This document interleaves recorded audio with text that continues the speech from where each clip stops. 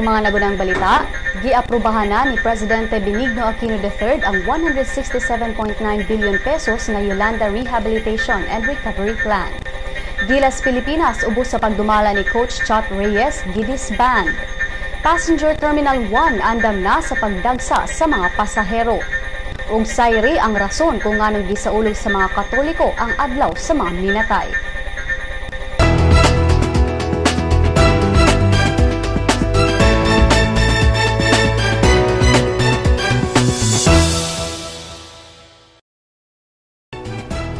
Maayong utusugbog sa mga nagsunod ning among pagsibiya Biyernes karon Oktubre 31 tuig 2014.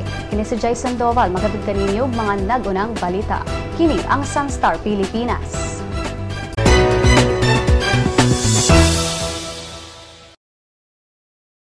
Formal na nga gianunsyo sa Malacañang ang pag-aprobar sa 167.9 billion pesos nga Rehabilitation and Recovery Plan alang sa mga lugar nga naigo ni Bagyong Yolanda sa miaging tuig. Lakip sa maong pondo ang 35.149 billion pesos alang sa infrastructure, 26.406 billion pesos alang sa social services, 75.679 billion pesos sa resettlement ug 30.631 billion pesos alang sa livelihood sa mga biktima sa bagyo. Ang Office of the Executive Secretary mibutyag usab nga nihatag na og 51.98 billion pesos ang Department of Budget and Management alang sa mga apektadong komunidad ug kini nga pondo gikan sa national budget. Lakip sa mga lugar nga gikuso-kuso ni Yolanda ang Northern Cebu ug ubang parte sa Central ug Eastern Visayas dinhi sa nasod sa miaging tuig. Gilas Pilipinas ubos sa pagdumala ni Coach Chot Reyes, gidisband si Edwin Castañeda sa report. Opisyal nga gidisband ang Gilas Pilipinas nga ubos sa pagdumala ni Coach Chot Reyes human giaprubahan ang pagmugna og selection committee nga mao'y tahasan sa pagpangita og pagtudlo sa mulangkob unya sa bagong national team ubos sa bagong coach. Si PBA Commissioner Chito Salud mao'y personal nga mipahibaw niini kagahapon human sa board meeting nga gipahigayon sa ilang opisina sa Libis, Quezon City. Ang pagpungkag sa Gilas nagputol sa dumala ni Reyes kinsay nagiya sa national team ngadto sa Jones Cup Championship, runner-up sa FIBA Asia Championship ug sa bugtong kadaugan batok sa Senegal sa FIBA World Cup suwa pa kini mahagsa ngadto sa ikapito nga luna sa Asian Games sa Incheon, South Korea. Wa man to dibuteg ni Salud ang rason kung nganong sa pagpungkag sa Gilas apan tataw nga ang mga panghitabo nga nagpalibot ni Reyes sa kapakyasan sa Incheon mao'y dakong hinungdan ug nakapaaghat ni Pangilinan pagluwat sa maong desisyon. Kini si Edwin Joseph Castañeda alang sa Sunstar Pilipinas. Passenger Terminal 1 andam na sa pagdagsa sa mga pasahero karong umaabot nga adlaw sa mga minatay. We're already prepared. In fact, karon nagsige na mig monitor kung unsa pay angay nga improve. Si Engineer Ernesto Boltron, Division Manager sa Passenger Terminal 1, nibutyag nga gikatakdang mo triple ang gidaghanon sa mga pasahero sa Pier 1 tungod kay kasamtangang gi-renovate pa ang Passenger Terminals 2 ug 3. Dugang niya nga kung ikumpara sa miaging tuig, adunay mga kausaban karon ang terminal aron maminusan ang tagas nga linya sa terminal fee booths. Sa atong miaging mga kalag-kalag ang mga pasahero katulo sila mulinya sila dito iglukat sa ticket sa shipping din igabot rin sa atong passenger terminal mulinya sa sila lukat sa ato ang terminal fee nga iguman mulinya sa sila dito sulod para sa security check. So para ma-minimize ang queuing sa atong mga pasahero giauhag nako ang mga shipping lines nga mopalit sila daan og terminal fee ticket para kung naanay pasahero nga mulukat sa ilang ticket sa barko ila tong i-appeal na. So ang mga pasahero mo dito lagsod sa atong passenger terminal sa ato ang security check sa ato ang mga bagahe. Gidugangan sab ang mga buses nga mao'y mohatod sa mga pasahero padung sa mga barko. Duna sa mga help desk ug mga gwardya nga modumala sa trapiko gawas sa terminal. Panawagan ni Boltron sa mga pasahero, awagon na ko ang mga pasahero nga mo sila 2 hours before departure sa ilang barko para di sila kanang lisod-lisod nagsuod ba. Katong mga prohibited items nga makadugay nila o makalangan sa security checks nato, so dili na sila angay magdaan na para sa safety nilang tanan. Sa mga muadto sa mga samang sa syudad sa Sugbo, aniya ang traffic rerouting plan nga gipost sa Cebu City Traffic Operations Management sa ilang Facebook page. Mauni ang traffic advisory alang sa muadto sa Calamba Cemetery.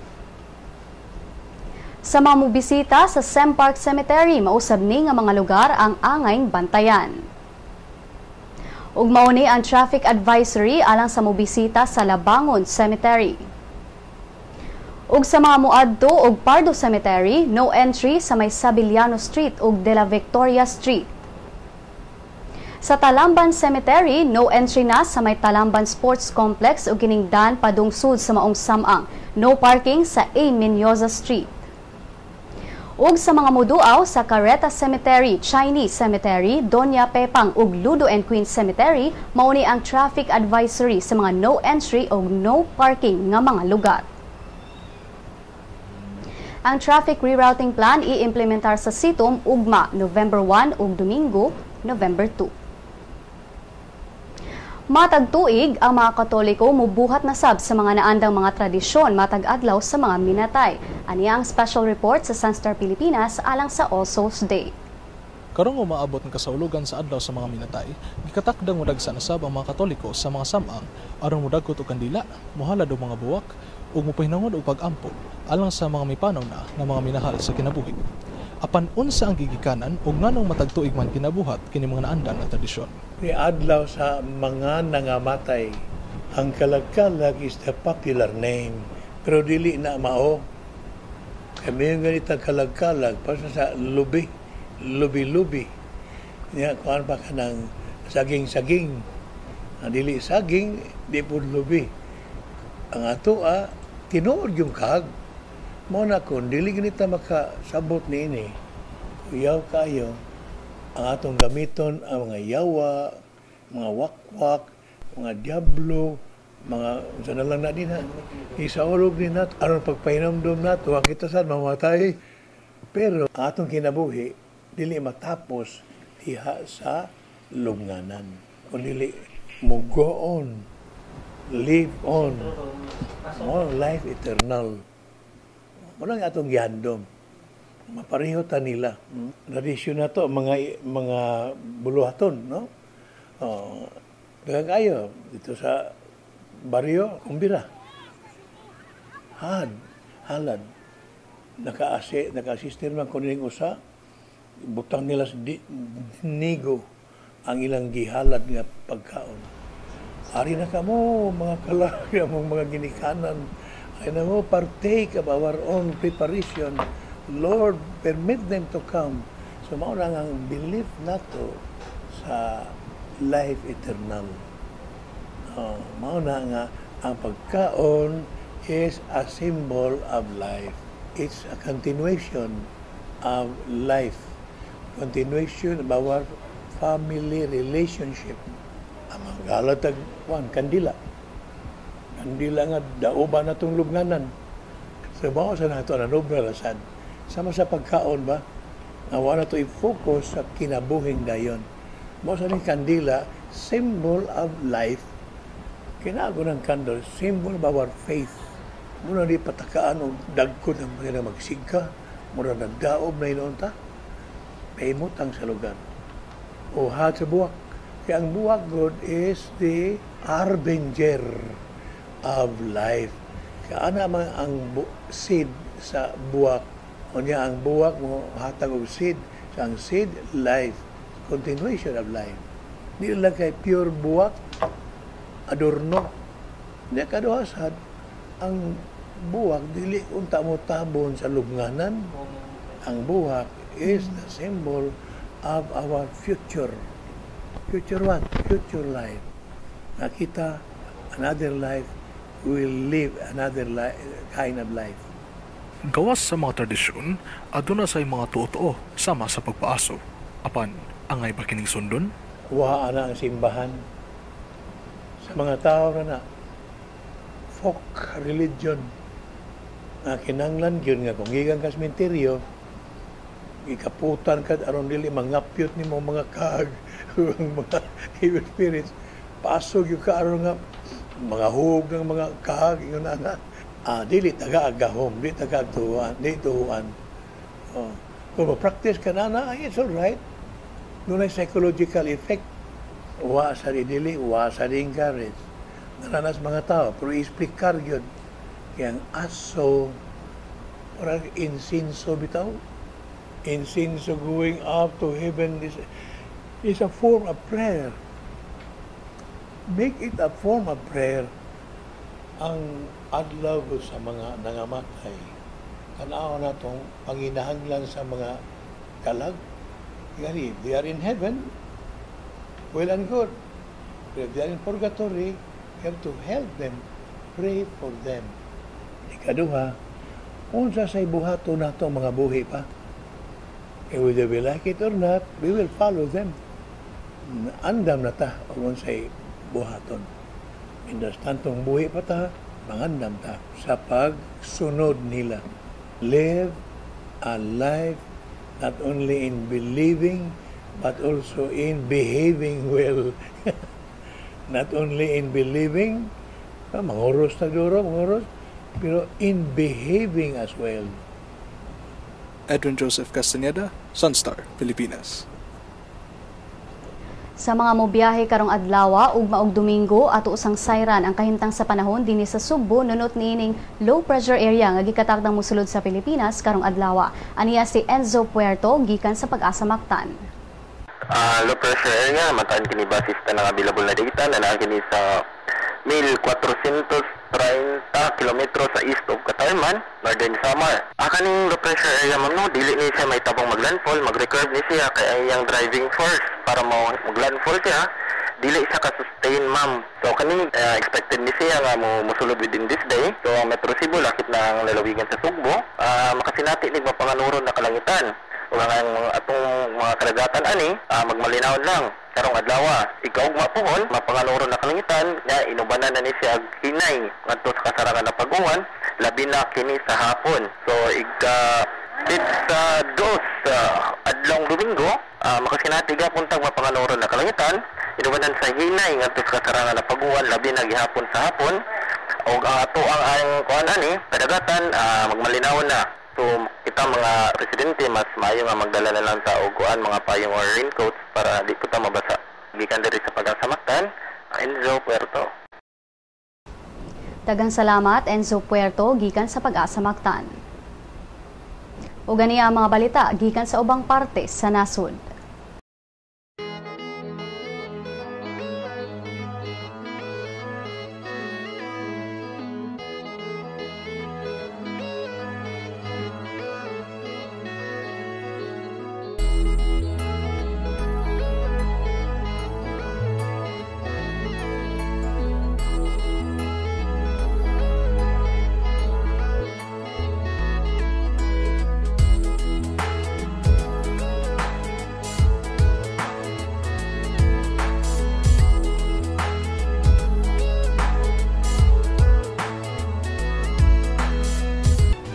Sa atong pagbalik ang balitang showbiz. You had your daily dose of Sunstar News? Good news! Sunstar's e-paper has a 7-day trial version. You can now check on the recent headlines on your desktops, tablets, or smartphones. From the hottest news to the latest updates on any publication. You may register with the following steps. First, go to the website www.sunstar.com.ph. Click the e-paper button on the upper right corner of the page. Click the subscribe button of the new user icon. Fill in the required field of information for registration. Once you're done, don't forget to mark the I have read and agreed to the terms of use and the privacy policy. Click Next. Step 2 will let you choose your type of subscription. Since you're subscribing for the free version, click on the Sunstar Cebu free trial. Click Next. The end of the registration will lead you to the page of today's headlines. Enjoy your 7-day free trial subscription. For more information, visit www.sunstar.com.ph. Mga kabisdak! Ani-ana ang atong magazine! Bisdak! Kabisdak ato ani gikan sa Bagatan hangtod norte. Isan asa mapadpad Bisayang dako makalupad. Mahigugmaon, matinahuron, matinabangon, mapasigar buhot. Bisayang dako ehemplo sa maayong lumulupyo. Ani-ana ba? Bisdak! Ato malibay. Bisdak Magazine Limbay. Ang Bisdak Magazine mapalit sa Newsboys ug sa inyong suking tindahan.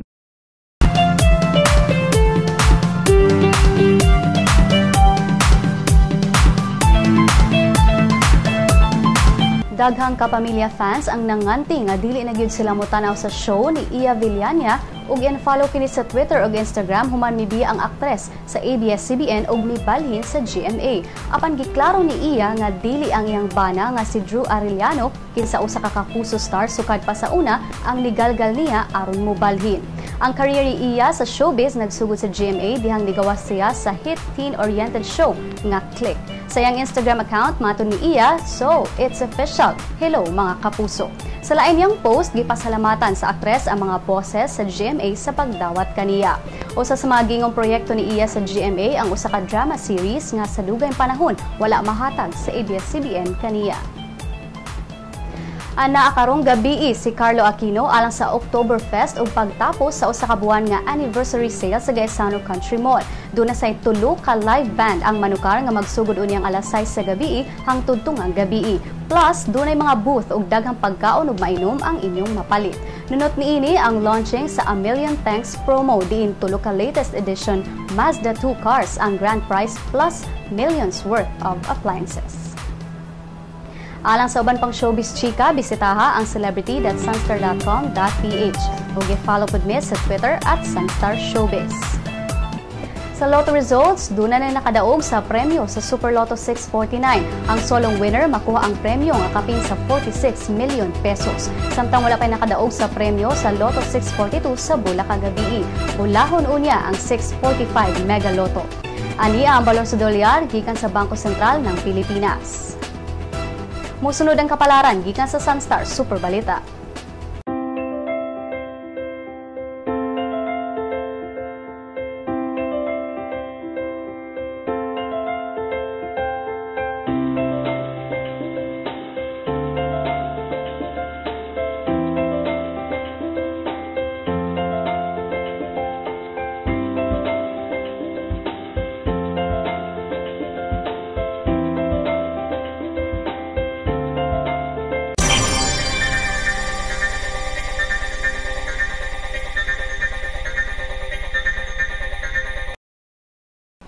Dinhi natapos ang atong mga balita karong adlaw. Alang sa dugang pang updates, bisitaha ang www.sunstar.com.ph. I-follow sa mga updates sa Twitter @Sunstar Online ug sa Facebook Sunstar Philippine News. Kini si Jai Sandoval ug kini ang Sunstar Pilipinas.